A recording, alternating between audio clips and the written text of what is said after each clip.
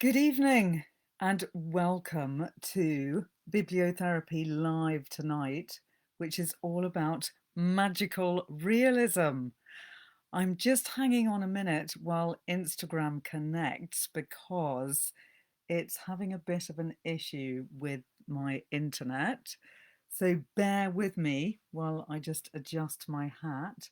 I think I'm going to turn off the Instagram live and start again with it because it just doesn't seem to like this evening for some reason.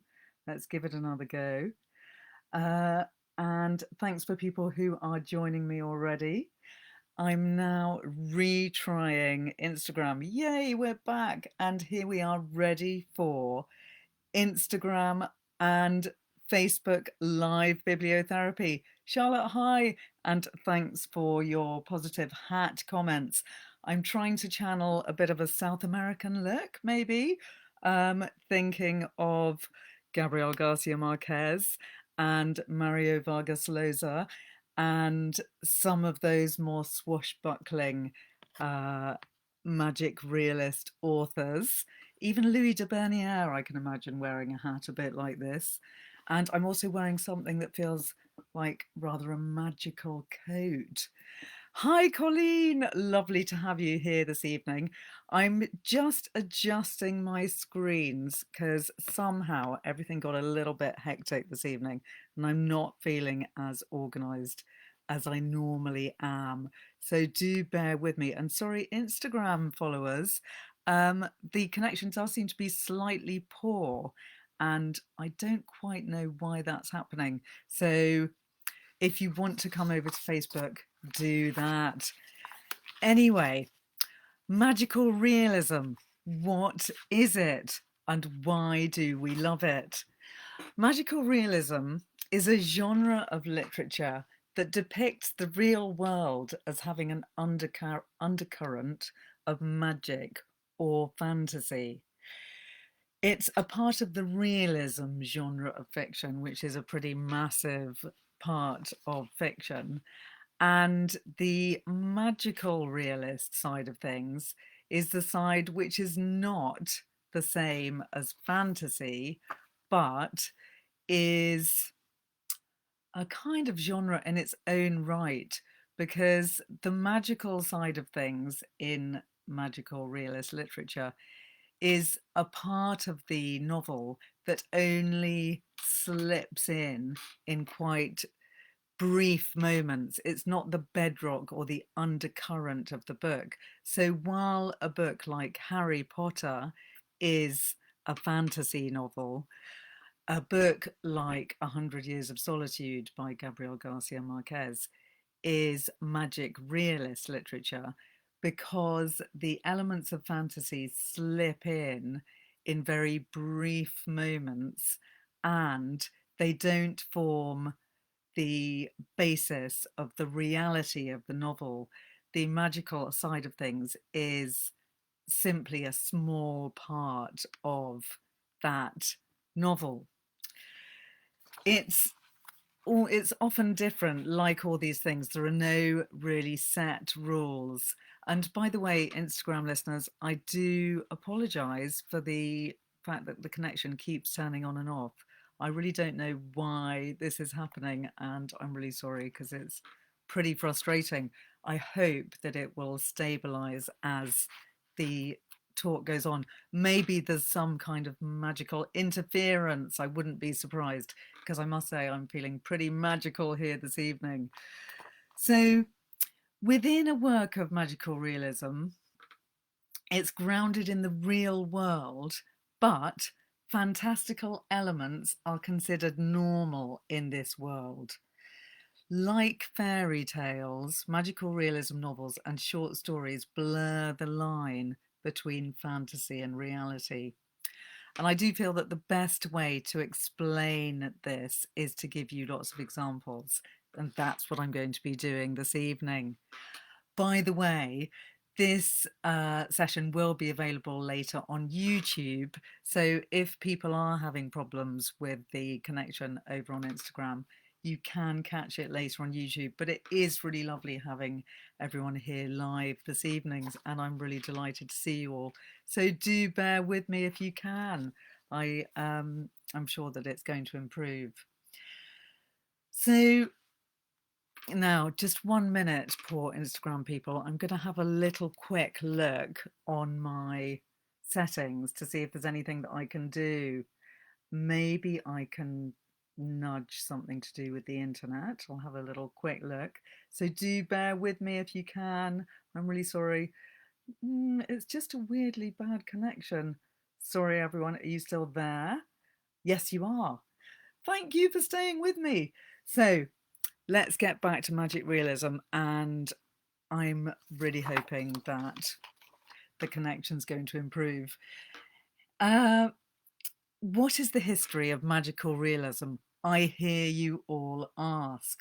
Well, the term Magister Realismus, which is translated into magic realism, was first used in 1925 by German art critic Franz Roh in his book Nach Expressionismus, Magister Realismus, After Expressionism, Magical Realism. He used the term to describe the Neue Sachlichkeit, or new objectivity, a style of painting that was popular in Germany at the time, that was an alternative to Romanticism the Romanticism of Expressionism. Roch used the term Magister Realismus to emphasize how magical, fantastic, and strange normal objects can appear in the real world when you stop and look at them. So in a way, he was talking about the way real objects can seem magical in the real world without actually being magical in any way that we would describe magic. But they just seem magical because they are amazing in their own entities. And that is a state of mind that many of us love to be in, to feel that state of beauty, a state of epiphany, a state of heightened awareness. That could be a form of magical realism. He wasn't really talking about magic coming into reality in the way that we now describe it, but more of that later. So the genre was growing in popularity in South America when Nach Expressionismus was translated into Spanish in 1927. During a stay in Paris, French-Russian-Cuban writer Alejo Carpentier was influenced by magic realism. He further developed Roh's concept into what he called marvelous realism, a distinction he felt applied to Latin America as a whole. So it was Latin America that was the first place to really emphasize and embrace the idea of magic realism. In 1955, literary critic Angel Flores coined the term magical realism as opposed to magic realism in English in an essay, stating that it combines elements of magic realism and marvelous realism. He named Argentine author Jorge Luis Borges as the first magical realist, based on his previously published collection of short stories, A Universal History of Infamy. So I'm sure many of you are familiar with Jorge Borges, who is an amazing, fantastic and brilliant and beautiful writer who wrote a fantastic collection of short stories called Labyrinths, which are particularly wonderful. And they could be described as magical realism, though we would possibly nowadays put him more into a different category, perhaps of fantasy. But another person who was considered maybe one of the first magic realists, in hindsight, he wouldn't have called himself that, was Franz Kafka with his short story Metamorphosis, because that in a way is a magic realist novella in the way that we describe it now, in that it's a story with an essentially real setting, but for one thing, which is the fact that Gregor, the hero, turns into a cockroach. And that's the one aspect of the story which is magical, but it's also the most important one. So that's a very interesting thought, though he is a different kind of writer to the Latin American writers that we're going to be talking about more later. So, a few aspects of magic realism that I would now like to describe to you. It has a realistic setting. As previously mentioned, it's normally set in the essentially real world, but it has magical elements, from talking objects to dead characters coming back to life to telepathy. Every magic realism story has fantastical elements that do not occur in our world. However, they are represented as normal within the novel. For instance, one could describe in a way The Shining by Stephen King as a magical realist novel because various of the heroes in the novel can read each other's minds. And this is the magical element of the book. But there's so much else going on in that book in terms of ghosts that it does tip over into being more of a ghost story or even a sci-fi story. But it's an interesting thought to think maybe that's a magic realist novel. Typically characteristic of magic realist novels, one has limited information. So magical realist authors deliberately leave the magic in their stories unexplained in order to normalize it as much as possible and reinforce it as part of everyday life. For instance, in Murakami's IQ 84, which I've got here, a bit of a lovely, great, big, fat tome.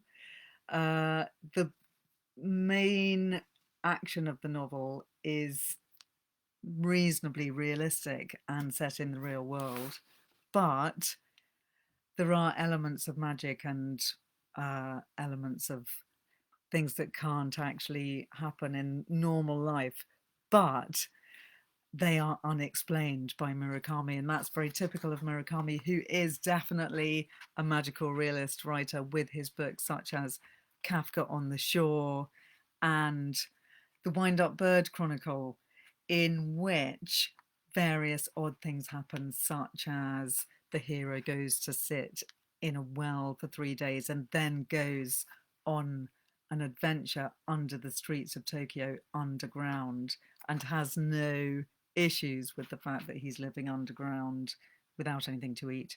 So those are very much aspects of magic realist writing. So we got realistic setting, magical elements, limited information, critique. Authors have often used magical realism to offer an implicit critique of society, most noticeably on politics and the elite. So Gabriel Garcia Marquez's 100 Years of Solitude could be seen as a critique on the true political events at the time that he was writing about. Similarly,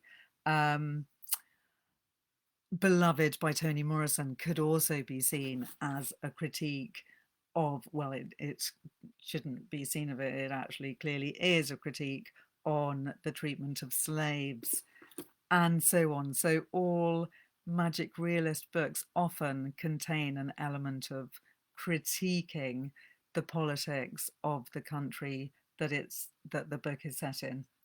They also tend to have a unique plot structure. So magical realism novels don't follow a typical narrative arc with a clear beginning, middle, and end like other literary genres. This makes for a far more intense reading experience, as the reader does not know when the plot will advance or when the conflict will take place. Many magical realist novels, particularly one of the most famous, 100 Years of Solitude, go back and forth in time. They also stretch time and compress time so that Marquez, for instance, talks about it raining for 5 years without stopping, which is pretty unlikely that that actually did happen, though you never know. And it he's stretching time sometimes, and he also has occasionally characters who would not have existed at the same time in history. That's the kind of magical realism uh, game that Gabriel Garcia Marquez likes to play. So, another aspect of magical realist novels is gender fluidity. So, Orlando by Virginia Woolf is a book which could also be described as a magic realist novel, maybe, because that has many aspects of a typical magic realist novel. It has time that's compressed and fluid. So, Orlando lives for 300 years. There is gender fluidity. Orlando starts off as a man, becomes a woman, becomes a man again. And there is an unusual narrative structure too. Why do we like magical realism? And indeed, do we? I'd love to know if any of you listeners do love magical realism. I think this is a time that we are loving magical realism even more than ever, because during this period of uncertainty and lockdown and quarantine, we don't know what's going to happen next.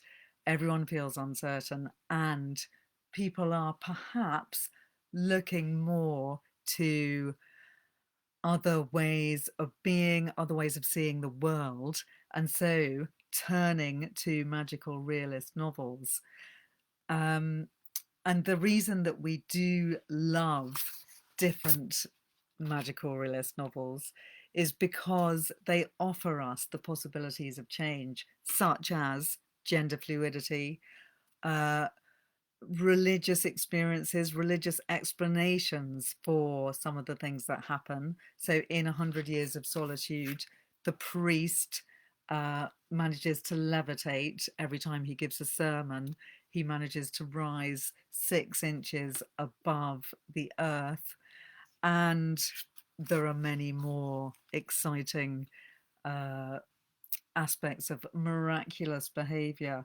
That is one of the things that comes into magical realism, is that we have a kind of miracle occurring quite frequently. So that was the priest rising up from the earth when he's giving a speech, but also one of the characters, when she dies, uh, Renata the beauty, she is taken up to the heavens on a cloud of butterflies because she's so pure of soul and so ethereally beautiful that she manages to be lifted up into the heavens in a miraculous fashion. Um, Helen, thanks for joining me tonight, mentioning Angela Carter, who I would say is pretty much in this category. I agree. She's a magic realist. She's an amazing writer. Absolutely love her. And we were talking about her a couple of weeks ago, I think, when mentioning fairy tales. So she is someone that I love to come back to frequently. Great women in literature, that's what I was talking about, Angela Carter, in that topic. So let's talk for a little bit about 100 Years of Solitude, which is one of the first and most famous magical realist novels, which was published in 1967. It's a multi-generational story about a patriarch who dreams of a city of mirrors called Macondo, and then he creates it according to his own perceptions. So that's a very much in a nutshell summary of that book. Anna is just asking, thanks for joining me here, Anna, tonight on Instagram, which is being a bit annoying. Sorry about that. Would you say The Master and Margarita is a magical realism novel? I think not. I did wonder whether to mention that tonight, but I think that's more in the realms of fantasy, although we wouldn't call it a fantasy novel. But because it has, from the very beginning, it has the devil and a giant cat and all sorts of weird occurrences, we know that we're not set completely in the real world. And generally, magical realist novels are 90% set in the real world. So I think The Master and Margarita is one of those that could be, in a way, described as magic realist, because it does have quite a lot of elements of the real world. And all the sections with Jesus and Pontius Pilate are very much realistic. But I think there's too much of the fantasy, like with the amazing Walpurgis Night and the flying of Margarita. It's all a bit too out there to have enough of the realism content. So back to Gabriel Garcia Marquez. His novel, 100 Years of Solitude, was considered his masterpiece. And in a way, it is the ultimate example of a magical realist novel. It's an epic tale of 7 generations of the Buendia family that also spans 100 years of turbulent Latin American history, from the 1820s to the 1920s. Patriarch Jose Buendia builds the utopian city of Macondo in the middle of a swamp. At first prosperous, the town attracts gypsies and hucksters, among them the old writer Melquiades, a stand-in for the author. A tropical storm lasting nearly 5 years almost destroys the town, and by the 5th Buendia generation, its physical decrepitude is matched by the family's depravity. A hurricane finally erases all traces of the city. By the end of the novel, Melquiades has been revealed as the narrator. His mysterious manuscripts are in fact the text of the novel. Critics have noted the influence of Argentine writer Georges Louis Borges in the book's labyrinthine fantasy. So we were mentioning Borges earlier, who in a way could be described as the father of magical realism. There's a strangely indefinite chronological framework blurring the distinctions between memory, history, and fiction. It's very much a book that takes you on a rather fabulous romp through history, and it gives an alternative version of the real history that was taking place at the time. It's revealed through intriguing temporal folds. Characters inherit the names and dispositions of their family, and unfolding patterns in history double back and recur. There's also a lot of names which are the same names between generations, which can make it quite a confusing book to read. And some people do have slight issues with that. But I must say, it's an amazing book, and I thoroughly recommend it to anyone that hasn't read it yet. It's completely gripping. And although it is a book that has these strange folds in time, it's one that takes you on this incredible, very energetic journey. And it's really a fantastic read, which is one, it's been described as one of the few life-changing books of the 20th century. It's a book that people cite as one of their favourite books of all time, and it's one that really pays to read and reread. While the novel can be read as an alternative, unofficial history, the inventive storytelling brings to the foreground sensuality, love, intimacy, and different varieties of privation. It is a very intense and roller coaster ride of a novel. And here's a nice quote about it. Imagine the wit and mystery of the Arabian Nights and Don Quixote, told by a narrator capable of metamorphosing from Hardy into Kafka and back in the course of a paragraph. That's a pretty fabulous description. Moving on to Midnight's Children by Salman Rushdie, published in 1981. Can't believe it was 40 years ago. That's actually rather terrifying. It's a novel about a boy with telepathic powers, and he is born with these telepathic powers because he was born at midnight, the same day that India became an independent country. That's a fantastic read, absolutely brilliant. one that I'm not going to go into detail on tonight, but I'm going to come back to another evening because it's such an epic and brilliant book. The House of the Spirits by Isabel Allende, published in 1982, is a multi-generational story about a woman with paranormal powers and a connection to the spirit world. Isabel Allende is another author who has had a huge effect on both the literary world and the world of readers because she is a fantastic feminist. She's another writer that grapples with politics in a very deep and profound way. And she's also a writer who tells a brilliant version of history, turning our perceived notions of history on its head, but essentially getting to the innate truths of the time and frequently telling the women's story. And she's also someone that clearly believes in ghosts, and in her stories, ghosts very frequently play a major part, which also makes me think of the fantastic writer Tiffany Murray, who one could describe perhaps as a magical realist writer as well, because she's a modern writer writing now who's written some really fantastic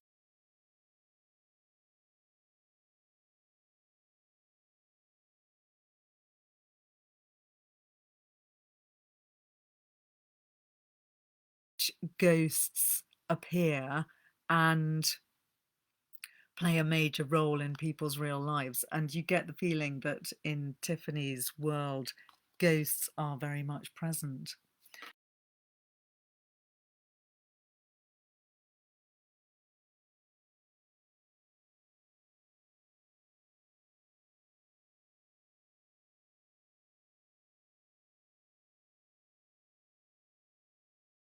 A fantastic example of a magical realist novel. And I've just seen Nathaniel joining. Great to see you here this evening. I wonder if you've got any favourite by Toni Morrison. Is set in Ohio during the years surrounding the Civil War, and it tells the story of Seth, an ex-slave who fled the South with her children 18 years older, 18 years earlier, sorry. If you haven't read this book, there are going to be some spoilers, and I do apologise for that. And I totally urge you to read it because it's an amazing read. It's also a brilliant read on audio, read aloud by the author herself. Absolutely fantastic rendition that she gives.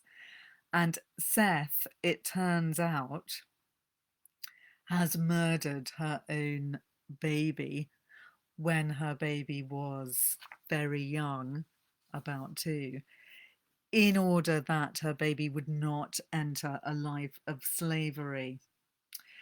Seth has been ostracized by her community because of her act of infanticide, and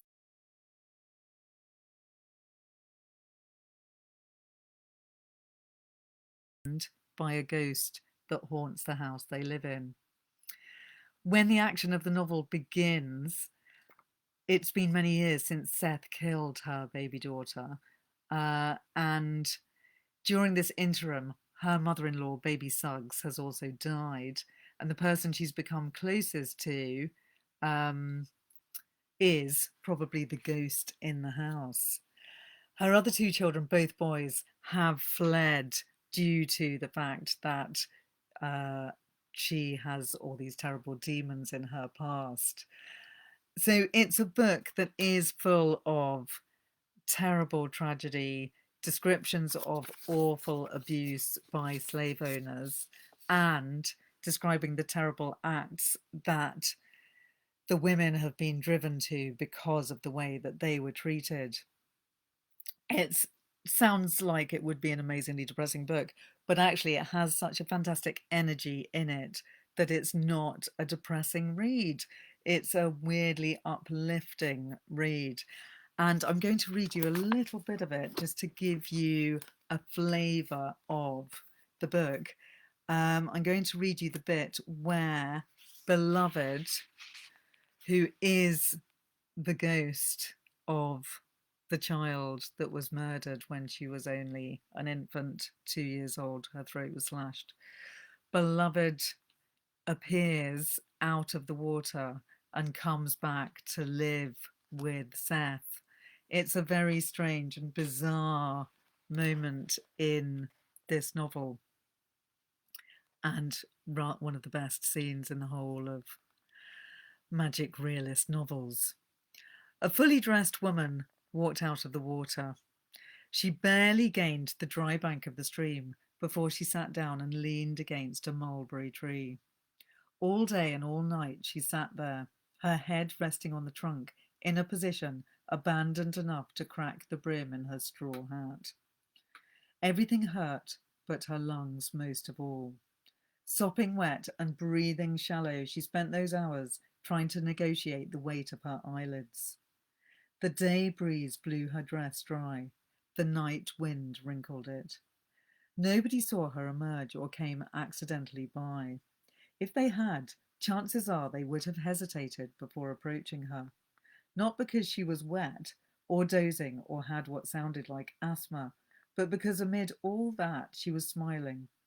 It took her the whole of the next morning to lift herself from the ground and make her way through the woods past a giant temple of boxwood to the field, and then the yard of the slate-grey house. Exhausted again, she sat down on the first handy place, a stump not far from the steps of 124. By then, keeping her eyes open was less of an effort. She could manage it for a full 2 minutes or more. Her neck, its circumference no wider than a parlour service saucer, kept bending, and her chin brushed the bit of lace edging her dress. Women who drink champagne when there is nothing to celebrate can look like that. Their straw hats with broken brims are often askew. They nod in public places. Their shoes are undone. But their skin is not like that of the woman breathing near the steps of 124. She had new skin, lineless and smooth, including the knuckles of her hands. Isn't that a weird thought? She's got completely smooth skin, but she's a fully grown woman. She doesn't have a single wrinkle. By late afternoon, when the carnival was over and the Negroes were hitching rides home if they were lucky, walking as if they were not, the woman had fallen asleep again. The rays of the sun struck her full in the face, so that when Seth, Denver, and Paul D rounded the curve in the road, all they saw was a black dress, 2 unlaced shoes below it, and here, boy, nowhere in sight. "Look," said Denver. "What is that?" And for some reason she could not immediately account for. The moment she got close enough to see the face, Seth's bladder filled to capacity. She said, "Oh, excuse me," and ran around to the back of 124. Not since she was a baby girl being cared for by the 8-year-old girl who pointed out her mother to her had she had an emergency that unmanageable. She never made the outhouse. Right in front of its door, she had to lift her skirts, and the water she voided was endless. Like a horse, she thought, but as it went on, she thought, no, more like flooding the boat when Denver was born. "So much water," Amy said. "Hold on, Lou, you're going to sink us, you keep that up." But there was no stopping water breaking from a breaking womb, and there was no stopping now. She hoped Paul D wouldn't take it upon himself to come looking for her and be obliged to see her squatting in front of her own privy, making a mud hole too deep to be witnessed without shame. Just about the time she started wondering if the carnival would accept another freak, it stopped. She tidied herself and ran to the porch. No one was there. All 3 were inside, Paul D and Denver, standing before the stranger, watching her drink cup after cup of water. I love that scene. It carries on being weird because the stranger then drinks buckets and buckets of water, and she is like a spirit from the river. She actually literally is a spirit from the river, and It's a very powerful and brilliant novel. I'm just going to read you a tiny bit about the novel, which is also really interesting before moving on to a couple of other examples. Wendy B. Farris, in her essay about magical realism and postmodern fiction, lists the primary characteristics of magical realist fiction. One of the characteristics she suggests is that in magical realist fiction, individuals, times, and places have a tendency to transform magically into other individuals, times, and places. This slippage from the individual to the collective, to the cosmic, is often signalled by spectral presences. In these premises, in Morrison's novel, the character of Beloved can be seen as a symbolic and historical embodiment of both Seth's personal past and the past of slavery, which Seth has to reclaim. When Paul D asks Denver towards the end of the novel if she thought Beloved was really her sister come from the grave, Denver replies, at times. At times, I think she was more. Clearly, she is a composite symbol, not just Seth's murdered infant, but also the representative of the 60 million and more. This figure refers to the estimated number of Africans rounded up for the slave trade who either died while awaiting transportation or who died while on passage to the slave ships. On the slave ships. The fact that this figure remains a guess says something important about what Morrison was up against in trying to find out the full story of the slave trade. Much of that story has been ignored, left behind, or simply lost. And in the case of the former slave narratives, Morrison was very disappointed to find out that they hardly told the full ugly truth because they were adjusted for 19th century abolitionist readers. The writers of these narratives pulled back whenever the facts became too shocking or painful, afraid they might upset their sympathetic white readers and lose them from their sympathy. Also, what Morrison got very annoyed and upset about was that there was no mention of their interior life. And this is where Morrison's imagination stepped in and indeed took over. The figure of Beloved can be seen on the one hand as a kind of mirror character, reflecting the inner lives of the characters with whom she makes contact. But she can also be seen as an embodiment of all the slaves that ever lived and were wronged. Beloved is an amazing book and one of the classic magic realist novels of the last 100 years.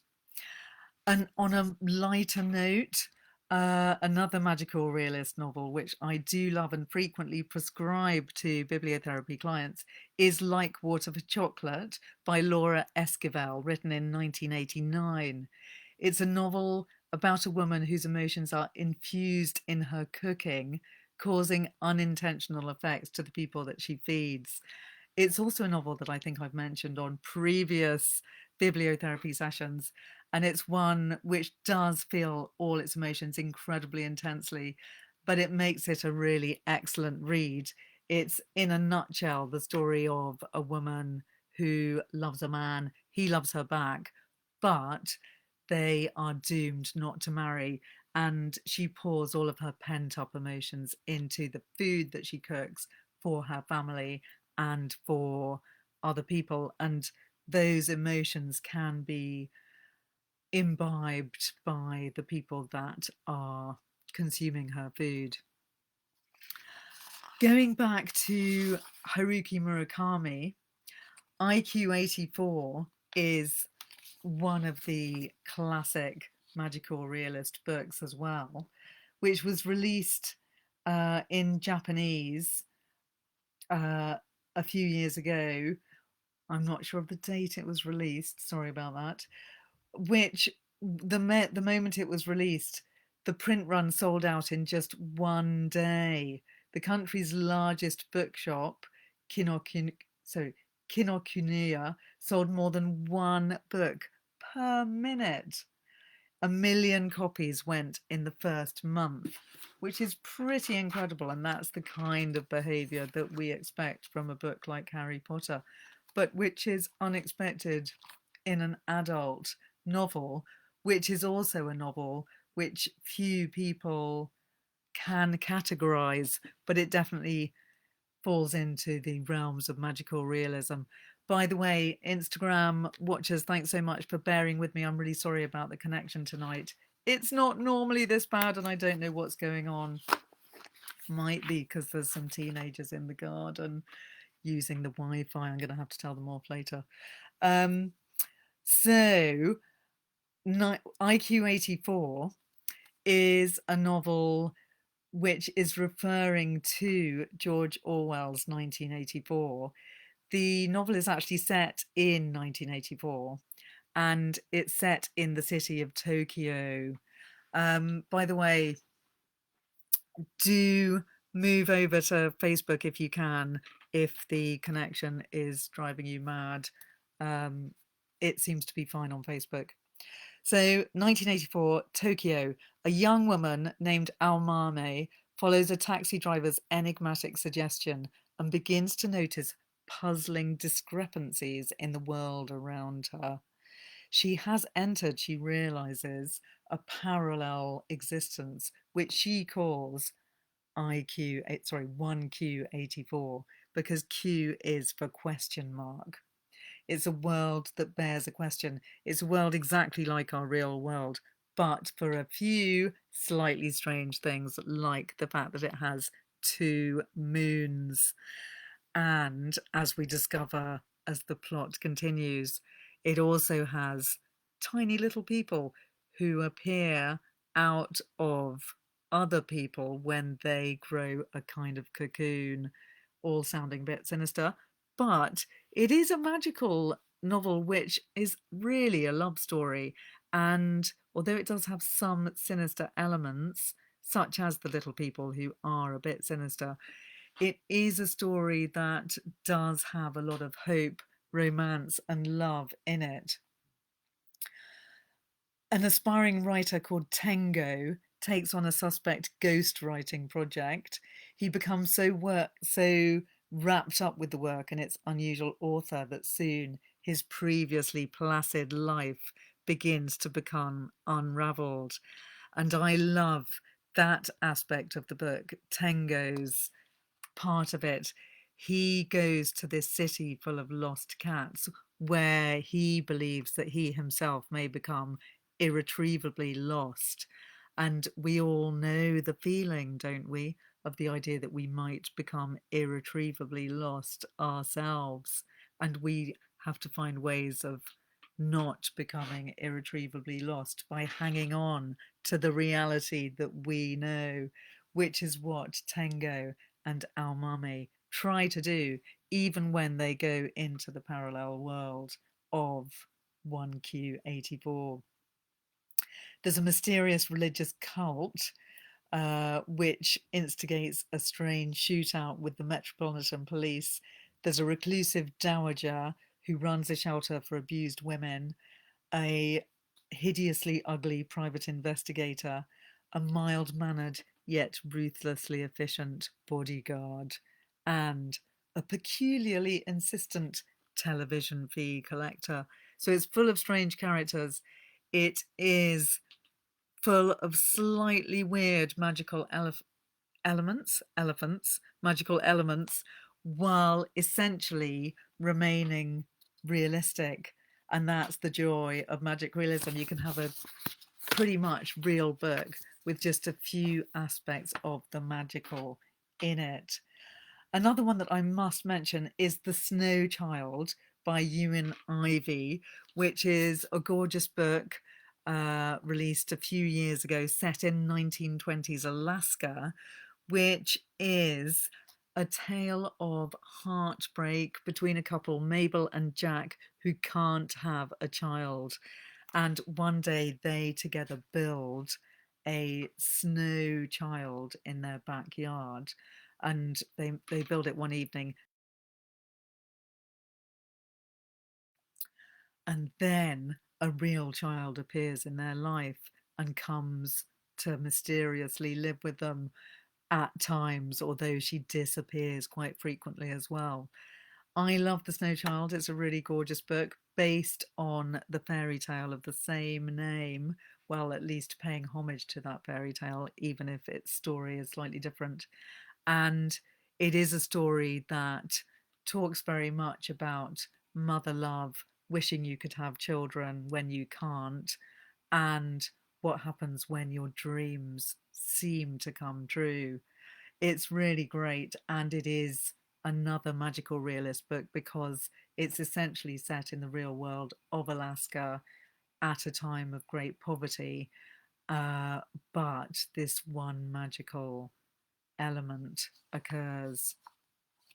A Year of Marvelous Ways by Sarah Winman is another gorgeous magical realist novel, which takes place in Cornwall. It's set in 1947, where there's a lady whose name is Marvelous Ways. She's 89 years old. She lives alone like a limpet, good for nothing except for hanging on, as she describes her life. She's waiting, but she doesn't know what for, because the image of whatever she's waiting for isn't quite complete in her mind. This absent something appears in the form of a young man called Francis Drake, and she's 89. He's but a youth on an errand to deliver a letter to a grieving father from a fellow soldier who didn't make it home. And although on the face of things, Drake has been lucky, the traumas of his past run deep, and he's in dire need of Marvelous, which is her actual name, to coax him back to the land of the living, which she does by her powers of storytelling, slowly spinning the tales of the three great loves of her life. The past intertwines with the present, and slowly we piece together Marvelous's recollections, and we begin to see why Francis Drake might be part of her life. It's very much grounded in reality, but it does have quite big elements of magic as well. Marvelous Ways' mother, for instance, was a mermaid, which is why I was mentioning this book last week as well when we were talking about mermaids in literature. Another fantastic collection of magical realist books is a trilogy. I've actually only got two of them to show you, by Louis de Bernières, which are The War of Don Emmanuel's Nether Parts, The Troubled Offspring of Cardinal Guzman, and Senor Viva and the Coca Lord. So these are three books which you should read one after the other, which are all set in an unnamed Latin American country. And they are all about many strange, peculiar, and magical events taking place over several centuries. So, like Gabriel Garcia Marquez, Louis de Bernières roams willy-nilly through time without worrying too much about realistic time telling. He goes through several centuries in these books. The Royal Conde de Pompey is a lost soul from the Spanish conquest who rubs shoulders with the head of a communist guerrilla band, identifying with her fiery passion. Such is the spirit of the region. In Mexico, the locals talk of revolutionary hero Emiliano Zapata in the present tense, as if they chatted with him just the other day. So that's the kind of time slipping that Louis de Bernières likes to play with in those novels. And there's also a whole pack of really wonderful cats in his books, which slowly grow bigger and bigger. They start off as ordinary household type cats, but they slowly become the size of a cheetah or a panther, and they take on lots of wonderful, sinister, and playful elements. They're really fun novels to read with occasional extreme aspects of war and violence, which Louis de Bernier is reflecting on from true events with people getting out the machetes and hacking off body parts. But on the whole, they are really fun and uplifting reads, and they're very much reads to take you out of your present tense. Another great magical realist novel, which is less well known, is Sundog by Monique Roffey. And I was talking about Monique Roffey last week with her fabulous novel, The Mermaid of Black Conch, which just won the Costa Prize. This novel, Sundog, is a very different kind of novel, but also a story about transformation with elements of magic realism in it, because it has a man called August Chalamin, who is the hero of the novel, a shy, awkward man in his 30s who is practically a recluse, hiding behind the counter of his local deli, which is his job. And he has this strange bodily abnormality, which means that he changes with the seasons. So his body starts growing little green shoots in the spring, and in the summer he goes completely red, like the color of the sun or a tomato, and he becomes dry like a parched desert. In the autumn he starts shedding hair, and he generally has orange hair, and in the winter he goes completely bald and starts growing frost on his arm. It's a strange and wonderful book set in London with these rather gorgeous magical realist elements, which I think you would very much enjoy.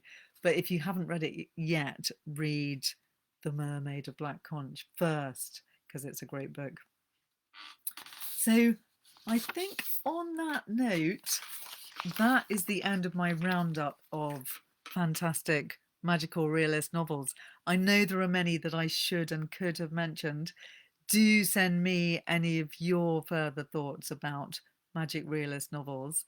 Bill, thank you for mentioning The Night Circus by Angela Carter, which is a fantastic magical realist novel. I completely agree. And we do love Angela Carter. I think Helen was mentioning her earlier too. And I know that there will be some vital and brilliant magical realist novels that I should have mentioned. So do tell me if there are any that you feel passionate about that I should have talked about. Next week, I'm going to be talking about celebrations in literature, from weddings to funerals to bar mitzvahs and birthdays, on the Damien Barr Facebook page. So do join me there. I will also be on Damien Barr's Instagram page, and I will make sure that my connection is brilliant for that. And apologies again to people who it kept cutting out for. It's most frustrating. And I will be talking the following week about fires in literature, because I thought that would be a rather fascinating theme. Helen, thanks for mentioning Sundog, that you've read it, because not many people I've met have read it. And particularly as Monique Roffey hasn't been so well known until recently with her brilliant mermaid book. So it's great to meet another Sundog fan. Isn't it a lovely novel? I did really deeply enjoy that. There's something very upbeat about it. And I think, as I was saying at the beginning of the session, this book very much represents one of the things that we really love about magical realist novels, which is the ability to self-transform. Because in this book, August, our hero, does transform his whole body, at first inadvertently, but then he begins to embrace his ability to transform himself. And there's something very empowering about that thought. I'd just like to end this session by raising a glass to the wonderful actor Paul Ritter, who I knew in my Cambridge days, and I did his makeup in some of the plays that he was in those days, which were some of the first pieces of theatre that he was cutting his actor's teeth on, so to speak. He was an absolutely lovely man and an amazing actor. And I know that we are all very much mourning his loss when he died, age 54, of a brain tumour.